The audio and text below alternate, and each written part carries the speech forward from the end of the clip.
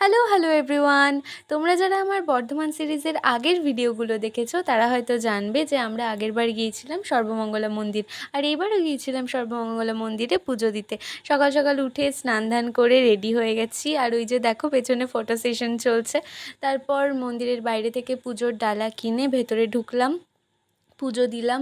মন্দিরে পুজো দিতে গেলে মনটা একটা আলাদাই রকমের শান্ত হয়ে যায়। তোমরা অনেকেই হয়তো সেটা এক্সপিরিয়েন্স করে থাকবে, তোমাদেরও কি সেম হয়? হলে আমাকে কমেন্টে জানিও।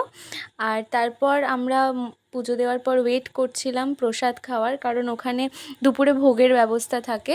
আর ভোগে এখানে যা যা আইটেম দেখতে পাচ্ছ তাছাড়াও আরও বেশ কিছু আইটেম ছিল, আর সাথে চাটনি পায়েস এইগুলো তো ছিলই। সকালে বেশ রোদ ঝলমলে ওয়েদার ছিল, কিন্তু হঠাৎ করেই বৃষ্টি শুরু হয় আর আমরা ওখানে আটকে পড়েছিলাম, একটা শেডে দাঁড়িয়েছিলাম।